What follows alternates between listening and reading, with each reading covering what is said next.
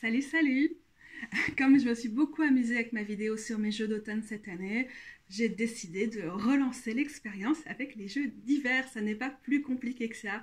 Et l'hiver vient à peine de commencer, techniquement. Et en même temps, il y a déjà plein de jeux qui m'ont fait des grands signes en mode «Ah, tu vas travailler avec moi!» D'autres où j'ai consciemment décidé de commencer à travailler avec eux. Et donc, il se passe déjà quelque chose au niveau de, de mon appréhension de ma collection de jeux de tarot et d'oracle en ce début d'hiver. Donc c'est somme toute fort logique qu'on commence vraiment l'hiver avec une vidéo sur le sujet. Euh, je vais me lancer directement, vous allez voir qu'au fur et à mesure ça va arriver. Pourquoi ces jeux? Quelle est ma perception d'hiver, ma pratique du tarot ou ma pratique spirituelle par rapport à l'hiver? On va voir ce que nous donnent ces tarots. J'ai décidé de commencer par un tarot sur lequel j'ai très envie de faire une vidéo de présentation qui s'appelle le Fifth Spirit Tarot, et en même temps j'ai pas le moment de faire cette vidéo, ça s'est jamais mis. Il n'y a jamais vraiment eu autour de moi le petit truc me disant c'est bon, c'est l'instant. Donc même s'il y a plusieurs personnes qui me l'ont demandé, je traîne. Mais je vais quand même passer quelques minutes à vous parler de ce gros coup de cœur dont je parlais, je pense, en fin de ma vidéo sur les jeux d'automne en disant il devrait sortir cet hiver, et mon Dieu, quel plaisir ce serait de travailler avec un tarot comme celui-ci. Tarot qui se veut donc un tarot queer inclusif pour un monde au-delà des binarités. J'avais fait une vidéo quand je l'ai reçue sur IGTV. Je pense que je l'ai déjà virée, mais peut-être qu'elle est encore là, si jamais vous voulez les premières impressions. Donc, ce tarot est vraiment très bien pensé au niveau de son approche queer, de sa volonté d'aborder le tarot, de présenter le tarot au-delà des binarités. Et en même temps, il a une réelle... Je peux comprendre qu'il y ait des gens qui ne se retrouvent pas dans des tarots militants du type le Next World Tarot, parce que le contenu militant est mis en avant au-delà des représentations. Celui-ci nous fait des représentations qui changent, qui sont importantes pour les personnes queer, les personnes trans, les personnes non-binaires et toutes les autres. Mais c'est un jeu qui n'a pas... Dans chacune de ces cartes, cette idée que l'activisme est au centre de ce que le tarot a envie de se jouer. C'est un jeu qui est beaucoup plus généraliste, autrement dit, et donc il a cette capacité de toucher plus de monde que le Next World Tarot, qui finalement ne correspond pas à l'univers de certaines personnes, ce qui est terrible, parce que ça devrait. Les jeux qui sont ouvertement queer, féministe, qui présente une grande diversité de corps au niveau des morphologies, au niveau des ethnicités, au niveau de plein d'autres choses, sont vraiment importants. Mais c'est vrai qu'avec l'univers en fait très punk et post-apocalyptique du Next World, il s'est coupé d'une partie du public qui pourrait bénéficier de sa sagesse, qui n'est pas du tout le cas du Fifth Spirit Tarot. La personne qui l'a créé s'appelle Charlie Claire Burgess, et elle a aussi publié un livre, un guide qui ne vient pas avec le tarot. Donc il y a un mini guide avec le tarot, mais ça il faut l'acheter à part. Et c'est une merveille. Je pense qu'il est épuisé sur le site de la personne qui le crée, mais qu'il est encore disponible sur des sites du style Little Red Tarot. On a une page pour chacune des arcanes mineures, et on a plein de pages pour chacune des arcanes majeures. C'est très étoffé, c'est vraiment dans une tradition plutôt intellectuelle d'appréhension du tarot, dans une tradition très queer et très féministe qui revient citer les personnes qui ont fait du travail avant Yale, dont elle s'inspire. Une tradition, donc on voit que la personne a un background très académique, et elle travaillait encore, je pense il y a quelques mois, dans l'académique, dans l'UNIF. Mais il y a aussi une volonté très importante de filiation, ou de créer des lignées ou des constellations, pour faire un petit clin d'œil à une thématique dont je reparlerai d'ailleurs certainement. dans un domaine artistique, intellectuel, littéraire et tout très très large. Et c'est vraiment très agréable. On a des citations, on a toutes sortes de références et en même temps ça se lit facilement. Ça reste complètement accessible. Et donc ça, c'est vraiment mon coup de cœur, c'est devenu instantanément mon livre sur le tarot préféré. Alors que la plupart des livres sur le tarot, je vais aller piocher dedans, mais je vais jamais le lire de A à Z. Celui-ci, j'ai passé ma journée dessus et c'était un véritable bonheur. Alors, je referai une review de ce tarot, immanquablement. Alors, je ne vais pas aller trop vite pour lui laisser le temps de faire des mises au point. Mais qu'est-ce que je peux d'ores et déjà en dire? C'est que ce qui me plaît...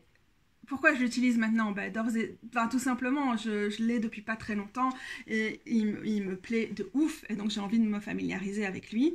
Par ailleurs, je sais qu'il va faire partie de ma pile de jeux de référence pour tout, avec le slow roller, avec le tarot, et donc je prends le temps de faire sa connaissance. Voilà, c'est un coup de cœur, mais extraordinaire et je ne peux pas faire autrement que d'en parler. J'ai enlevé la carte que la personne qui crée ce tarot va modifier. Mais voilà, je ne m'étends pas sur le sujet forcément. Le soleil, en parlant du solstice d'hiver qui était il y a quelques jours. Qu'est-ce qui me plaît? Et vous allez voir, c'est certainement quelque chose qui va revenir souvent avec mes tarots d'hiver. Ne tombez pas les cartes. C'est l'idée qu'on a dans un tarot qui est quand même assez minimaliste. Il n'y a pas trop de détails, en particulier sur les arcanes mineures. Il y a une grosse réflexion pour faire passer les messages de ces cartes en n'ayant pas trop de détails. Et cette sobriété, qui n'est peut-être pas ma spécialité dans la vie, d'ailleurs j'ai sorti ma petite robe d'été pour faire la vidéo, c'est vraiment un atout de ce jeu-là pour l'hiver. Pour moi, cette sobriété, elle va aussi, a priori, mais c'est pas forcément ce que ça donne pour l'instant en lisage, en faire un tarot qui est très très intuitif, qui est très propice aux personnes qui l'utilisent. Par exemple, pour la voyance, pour recevoir des messages, pour laisser parler les clairaudience, clairvoyance et autres, parce qu'il y a peu de détails, et en même temps tout est très pertinent, tout est très pensé, très réfléchi. Et donc, il peut très très vite créer des associations, créer des messages, laisser la place pour faire venir ce qu'on a besoin de sentir. Donc, pour moi, c'est avant tout cette simplicité, ce côté beige, peut-être, du fond des cartes, le côté linen, le côté lin, de la matière des cartes qui va aussi participer à ça. Je vous montre le dos. Qui en fait pour moi un jeu vraiment propice à ne pas s'égarer, à être dans une espèce de simplicité. Je pense que l'hiver nous appelle aussi à beaucoup d'humilité, en tout cas c'est mon cas. Une certaine forme de dépouillement quand même, ne pas trop... pour moi, hein, ne pas trop se disperser, ne pas trop foncer dans les directions, ne pas trop lancer encore trop de projets. Ça peut attendre, Imolc, la Chandeleur, début février, vraiment quand la nature commence à se réveiller. Donc si on a une lecture païenne, contemporaine, hein, des saisons et du rythme des saisons, je le trouve vraiment très propice. Alors on a des cartes comme ça qui ont vraiment une connotation hivernale. Mais c'est difficile à expliquer. C'est la palette des couleurs. Et comment les jaunes et les oranges vont ressortir, et même sur des cartes de récolte comme celle-ci, comme l'impératrice, où on va plutôt penser à la période de juillet, août, les couleurs vont encore pouvoir, pour moi, se prêter très très bien à l'hiver. Voilà, je vous ai montré plein de cartes, ce que vous avez compris, c'est un coup de cœur incroyable. D'ailleurs, on entend les pies qui rigolent beaucoup en ce moment dehors. Alors, je vous montre celle-là. Celle-ci que j'adore. Est-ce que j'en ai une qui symbolise bien la saison? Pour que vous voyez un peu ce que je veux dire. Je vais chercher. Hein. J'espère que ça fait la mise au point. J'essaie de pas trop bouger, mais vous savez que je tremble toujours un peu. Aïe, aïe, aïe, notre ami de saison. Là, le grand de prêtre S. Aïe, aïe, aïe, je l'adore. Wait, oh ouais, l'ermite, plutôt la carte du signe de la Vierge. mais qui se prête bien à cette saison. Dans les arcanes majeures, il y a une vraie volonté de mettre en avant les planètes et les signes qui sont associés à chaque carte. Donc là, on a à la fois Mercure, ici, on a le signe de la Terre, là, et on a un patch avec le signe de la Vierge, donc vraiment assez important. Et alors, il y a des cartes comme ça qui sont d'une simplicité dingue, mais qui ont vraiment une capacité à m'émouvoir, qui est extraordinaire. La mort, avec cette idée de lignée. Voilà, le 5 de Pentacle est souvent très hivernal comme carte. Donc, sur ce jeu-ci aussi, vous n'allez pas être paumé si vous travaillez avec le système du Waite-Smith. Il le respecte très très bien. Alors j'aime bien l'étoile parce que c'est la carte du signe du Verseau. On voit la porteuse d'eau là au milieu. Et avec toutes les planètes qui sont passées en Verseau et la grande conjonction d'il y a quelques jours. C'était à vous montrer. Du coup, je ne sais plus ce que je disais. Mais... oui, très, très, vous avez vu, classique sur la structure, donc pas difficile à s'approprier. Le texte du mini-livret, tout comme celui du gros livre, nous aide si jamais on cale un peu, si une carte a été quand même un peu bien retravaillée. Donc là, c'est vraiment mini. Comme j'ai le livre, je ne l'utilise pas. Mais c'est vraiment mon coup de cœur absolu. Il a le potentiel d'être un tarot d'hiver, en tout cas je l'utilise quotidiennement en ce moment. Et je le testerai au cours de la saison. Là où j'ai vraiment été appelée pour cette saison, par des jeux qui ont vraiment retenu mon attention, c'est des jeux de déesses. Et on va quitter la non-binarité parce qu'on a des jeux qui... donc c'est pas juste des divinités, c'est vraiment des déesses. Donc on a le Dark Goddess Tarot, le tarot de la déesse sombre, de Hélène Lorenzi Prince. Et on a The Goddess Oracle.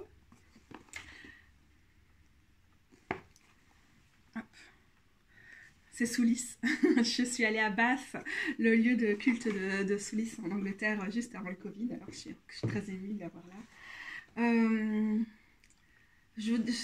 Effectivement, c'est pas forcément des jeux de DS où je me retrouve super fort dans les images ou même dans le thème, mais comme le choix des jeux de DS, je vous ai pas ressorti l'oracle de la DS sombre parce que je l'ai déjà sorti en automne, mais ça reste un jeu de saison pour moi quand même. Comme il n'y a pas l'embarras du choix, je suis obligée de me familiariser avec eux, franchement je le regrette pas. Je vais vous remontrer des cartes tout bêtement tout en vous en parlant. Celui-ci, il a un tout petit livret, le Dark Goddess Tarot, et du coup, j'ai l'application sur Fool's Dog, ça coûte 4 €, je crois, ces applications-là. On a vraiment le texte complet. Je crois que le livre est plus disponible, et donc c'est un plaisir, en fait, d'être sur ton téléphone en même temps pour regarder les explications. Là, on s'éloigne beaucoup plus, tout de même, du système du Waite-Smith, et du coup, le livret est vraiment important pour moi. Je dirais que je l'utilise presque plus comme un oracle, comme un tarot. Le tarot va donner une couche de compréhension en plus, mais oui, j'aborde plus les textes comme un oracle. Donc l'arrière des cartes. Donc voilà, je ne vais pas mettre devant les noms. On a ici Cybèle en hiérophante. Hella en 2 de terre. Alors avec Hella, on voit directement très bien la connotation hivernale. Hein. Qui me plaît dans ces jeux de déesses et ici de déesses dites sombres pour l'hiver, c'est que l'hiver étant justement une période un peu plus calme de réceptivité ou voire même de non-productivité, y compris au niveau de la réceptivité, et 4 évidemment. C'est l'occasion pour moi de voyager dans les messages de ces déesses, de découvrir de nouvelles divinités, que ce soit parce qu'il se passe vraiment quelque chose au niveau de la communication avec ces divinités, ou que ce soit parce que ça me permet d'approcher la théorie d'un grand nombre de déités. Et donc, je pense que c'est ça qui m'a mise sur la voie de ces tarots et oracles en ce moment. On parlait d'Imolc, on a ici Brigide. télé, évidemment. Donc voilà, enfin, il faut vraiment aimer le visuel. Moi, je peux pas dire que c'est mon truc. La personne qui a créé ce tarot-ci a aussi créé le Tarot of the Crown, que j'ai eu et que j'ai donné, parce que je déteste les tarots brillants, mais qui était aussi quand même vraiment bien foutu, qui avait quelque chose. Celle-là.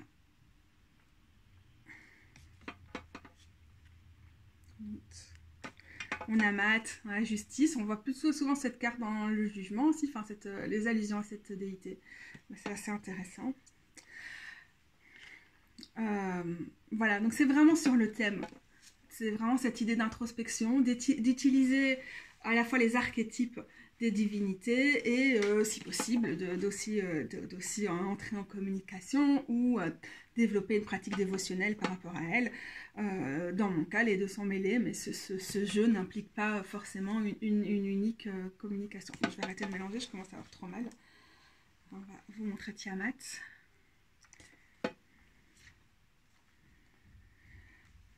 Franchement, sur ces jeux, sur les déesses, et encore une fois, je peux pas m'empêcher, je vais vous montrer de nouveau le 5 de terre qui est ici, Déméter, qui est vraiment la période hivernale, où elle pleure sa fille, donc elle fait subir l'hiver. La Pythie. Oh, je vous remonte quand même la Morrigan, on y va. Ok.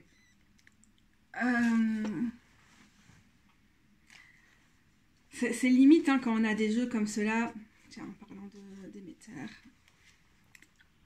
Qui couvre une très très large période. Est-ce que parfois on est dans des espèces de clichés culturels, voire d'appropriation culturelle? Je crois que c'est un écueil qui est obligatoire avec ce genre de tarot, parce que personne ne peut prétendre connaître ou représenter d'une façon 100% respectueuse d'une très grande variété de cultures, certaines existant encore et d'autres pas.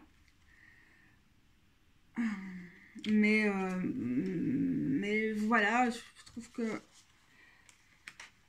la quantité de petits défauts de ces jeux-là n'est pas, pour moi, n'est pas si flagrante que ça. Et je ne vais pas rediscuter de ce qui est mis ou ce qui n'est pas mis dans DS Sombres ici, comment les personnes les comprennent et tout. J'avais fait une vidéo là-dessus, je vais essayer de pas oublier de vous mettre le lien en dessous, mais je vais vraiment pas m'y risquer. Et donc là, on a une déesse, des déesses qui ne sont pas être comprises comme sombres. Coucou. Mais on a quand même 2 cartes de la déesse sombre que j'ai rangées ici. C'est l'occasion de faire un petit coucou. Donc, c'est le The Goddess Oracle. Il faut aimer. Il faut aimer l'image.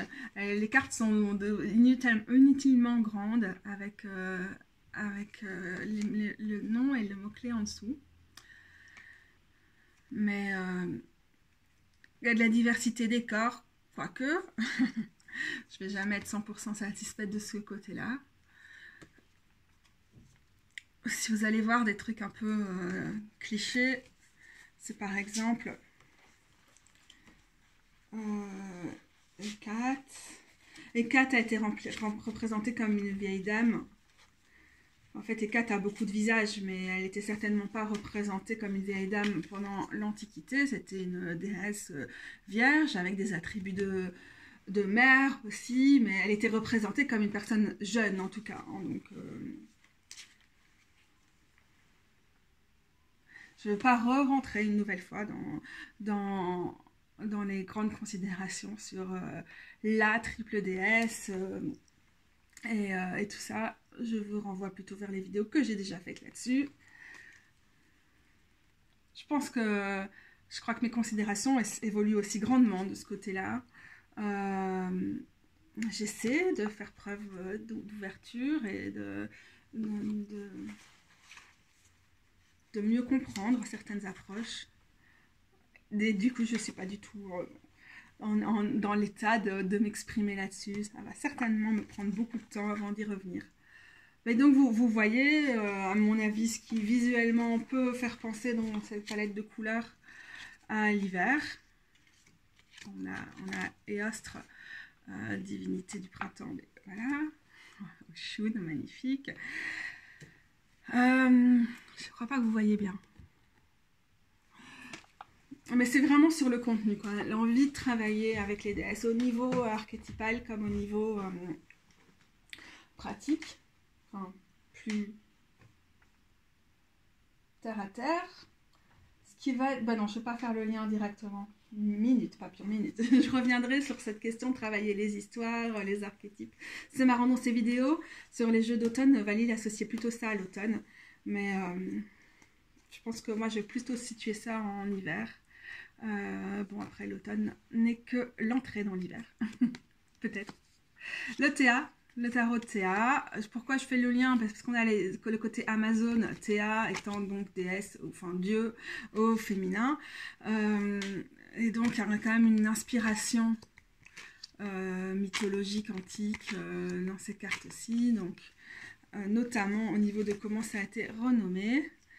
J'ai fait toute une vidéo sur le Théa, donc là pour le coup, je ne vais pas avoir grand chose à en dire, mais il m'a littéralement appelé quand j'ai fait mon tirage, pas de solstice, mais un gros tirage du moment, autour du solstice, de la grande conjonction et de tout le reste. Et voilà, c'est un des tarots avec lequel je travaille toujours. C'est vrai que pour l'automne, vous avez plus sorti le slow roller. Je sens que l'hiver va beaucoup plus être celui-ci. Je crois qu'un des arguments majeurs pour moi, c'est le noir et blanc. Donc c'est toujours cette simplicité qui visuellement m'évoque beaucoup la saison. C'est ce que je cherche dans mes jeux en cette saison. Donc voilà, je ne vais pas trop vous montrer des trucs parce que vous l'avez déjà vu et j'ai peur de vous donner le mal de mer parce que j'ai l'impression d'aller lentement, mais faire deux trucs en même temps, pour moi, c'est pas facile. C'est possible que j'aille beaucoup trop vite. Ok, donc c'est le tarot comme ça. Ça, c'était la réédition. Vous savez, j'ai l'ancienne, mais je vous montre des cartes qui passent bien, pas qui sont super abîmées, même si je préfère mon ancien super abîmé. Alors, ça s'appelle l'oracle des vieilles dames. C'est un truc d'une créatrice qui fait des éditions très limitées et très jolies. Je dois vous signaler que j'ai arrondi les angles. Donc, si vous le commandez, vous aurez la version avec les angles droits. Et cet oracle des vieilles dames, donc Athénaïs Fondrevel, si je prononce bien. Et Diesel a beaucoup de choses à en dire. Voilà. On a un tout petit ouvrage avec ça, tout petit. J'ai pas encore travaillé avec lui, mais je sens que ça va être le moment. Il y a des cartes qui ont provoqué des réactions un petit peu ambiguës chez moi, où j'étais pas très sûre. Je me suis dit, je vais prendre un peu le temps, on va voir. C'était pas encore le moment pour moi de travailler avec lui. Et là, je le sens bien, malgré mes réticences ou bien mes réserves sur certaines cartes. Ça fait aussi partie de l'expérience. Donc, vous voyez, il est magnifique. C'est du 100% autopublication indépendante à très petite échelle. Et donc, c'est une qualité de papier qui n'a rien à voir avec celle des autres jeux que vous avez vus jusqu'ici, mais qui est tout à fait correct. Et puis, ce côté DIY, ce côté fait soi-même de la chose est quand même fait partie de son charme. Donc là, on est plutôt sur des archétypes, des histoires. Je pense que la créatrice s'est inspirée d'histoires qu'elle a reçues, qu'elle a lues. Tout ça est écrit dans le petit livret. Mais voilà, c'est vraiment magnifique. Et encore une fois, je suis embarrassée. J'ai pas envie de rentrer dans les détails, mais je suis embarrassée quand même.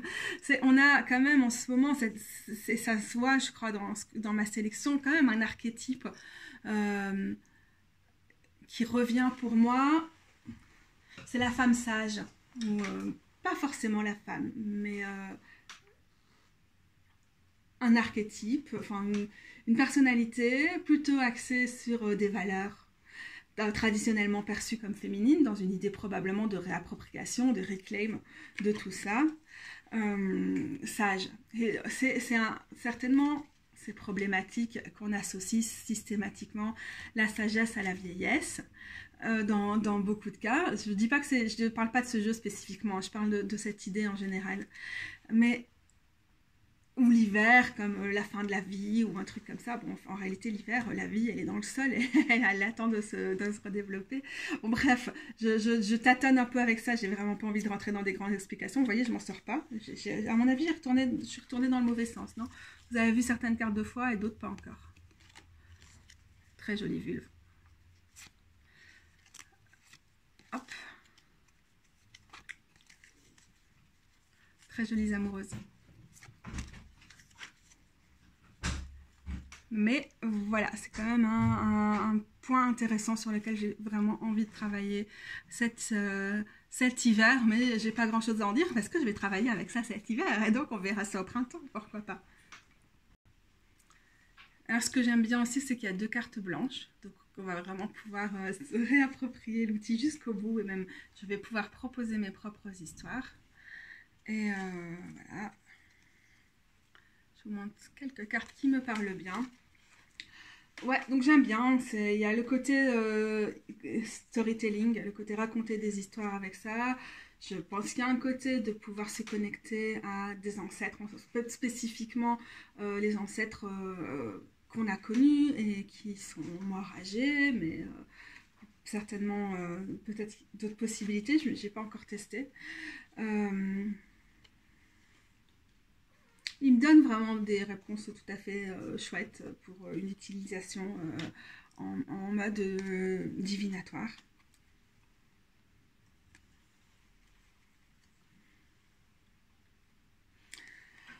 Donc il me promet des merveilles. Je l'ai vraiment pas beaucoup utilisé depuis que je l'ai et je trouve qu'il correspond à une certaine vibe de cette saison à explorer, à continuer à le faire avec une façon en se posant des questions et en restant ouverte à ce que les cartes ont à me dire et l'esprit des cartes ou les archétypes qui sont dans les cartes ou les histoires qui viennent.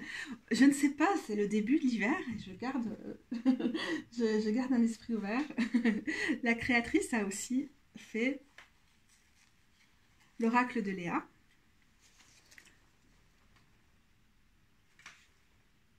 Qui est pas bête, qui est un tout mini oracle avec un tout petit livret et surtout des parties de corps. Et voilà, je ne l'ai pas encore utilisé beaucoup non plus, donc ça c'est des pistes à explorer pour moi cet hiver. Le côté noir et blanc plus les thématiques me parlent en cette saison-ci, mais c'est vraiment pas facile pour moi à expliquer pour l'instant, c'est plutôt un appel de la part de ces decks-là et puis on verra concrètement ce que ça va donner entre nous. Un autre jeu qui s'est pointé ici récemment, que je n'avais pas trop utilisé ces derniers mois, c'est le White Fox de Sabine Casasus. Pourquoi Su Merde, je suis pas sûre que je sais prononcer son nom. Zedoras.net, c'est son site. Sabine Casasus. Nom de nom. Je suis tellement occupée à prononcer des trucs anglais que j'arrive pas à prononcer les noms en français. J'écorche le nom de tout le monde. J'avais fait une review quand il est arrivé au début de l'année passée, en hiver d'ailleurs, j'imagine. Je ne sais plus. Mais il y a quelque chose de très... les ancêtres. Allez. On a des figures comme ça, ancestrales, ou qui représentent des éléments, etc. On a des images comme celle-ci, qui sont très cocooning, très hivernales. D'ailleurs, la référence au livre et tout ça aussi. Et même si la palette de couleurs est peut-être pas celle à laquelle on va penser en priorité pour la saison, encore que... Il y a vraiment quelque chose qui me parle. Je sens le potentiel pour ce jeu de refaire son apparition dans mes jeux d'utilisation quotidienne cet hiver. Et j'en dis pas tellement plus. Je mettrai le lien au-dessus, là ou là. de ma vidéo de présentation à l'époque où je l'avais reçue. Le Spacious Tarot, je vous en ai déjà parlé, je vous ai jamais fait une review parce que j'ai un article de review qui doit apparaître, que j'ai soumis à Little Red Tarot il y a plus de 6 mois maintenant. Et du coup, j'attends la parution en anglais avant d'en parler en français. Et voilà. C'est la première édition, la deuxième est un peu différente, mais on va commencer par celle-ci, tout à fait appropriée pour la saison. Ça, c'est les pentacles. Pour moi, c'est surtout les épées qui me font penser à l'hiver. Mais il y a une attention au cycle des saisons, au visuel des différentes saisons dans ce jeu, qui est assez importante. Mais je ne sais pas comment expliquer ça non plus. Mais visuellement, j'ai plutôt envie d'en parler dans la partie de l'année où les nuits sont plus longues que les jours. Et donc, je pense... Je pense qu'on a un potentiel à taffer ensemble cet hiver. Et il me plaît incroyablement. Je l'aime beaucoup, beaucoup, beaucoup. Il marche avec moi de façon très, très puissante. Et ouais, j'ai finalement pas utilisé beaucoup en automne. J'aurais pu, mais ça ne s'est pas fait. Mais oui, même s'il y a des allusions à l'ensemble des saisons, on va penser typiquement à des cartes comme celle-ci, normal, soleil, je sais pas, il m'évoque l'hiver, il m'évoque les parties de l'année où les jours sont plus courts. Bon, j'arrête et je me souviens plus dans quelle vidéo j'en ai parlé. Ah, peut-être mes vidéos questions machin. J'ai encore fait tomber une carte, hein, parce que sinon avec moi c'est pas marrant. Je ne sais pas encore si je vais travailler avec lui cet hiver. J'ai pas eu l'appel, mais il me semble vraiment opportun comme tarot de saison. Et enfin, j'en avais déjà parlé un peu dans la précédente vidéo des jeux autonomes, mais c'est finalement plus là, maintenant, ces dernières semaines, qui sont en mode oui, nous aussi. C'est le Earthbound Oracle de Skull Garden. Oui.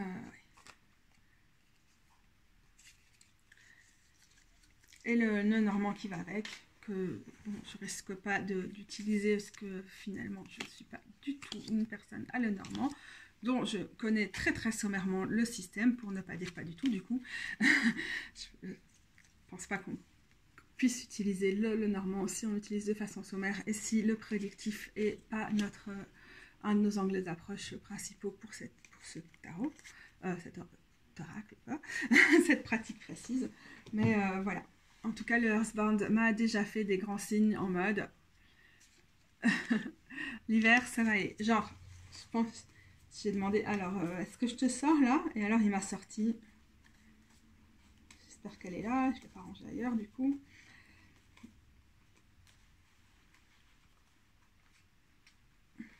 C'est quand même vraiment joli. Encore une fois, ça se bois derrière. Hein. C'est des cartes qui ont été créées sur bois, je pense même. Donc on est dans ces couleurs qui conviennent. Non, je vous ai déjà montré ça. Je vous cherche. Tu vas voir, c'est la dernière. Hein. Tu te fous de moi ou quoi? Voilà. Voilà. Il m'a sorti le slip avec cette image de repos de l'ours en hiver. Il paraît qu'on ne parle pas d'hibernation. Est-ce que c'est pas le même processus que d'autres animaux qui hibernent littéralement? Mais je n'en sais rien. Voilà. Il y a une forte présence de terre dans cet oracle-là. C'est une des cartes que je tire le plus souvent. D'ailleurs, avec lui, c'est pas un hasard. Et du coup, selon certaines façons d'appréhender la roue de l'année, de façon contemporaine, on estime que cette partie de l'année est la partie de l'élément terre, et donc c'est aussi certainement une des raisons pour lesquelles c'est approprié. D'ailleurs, le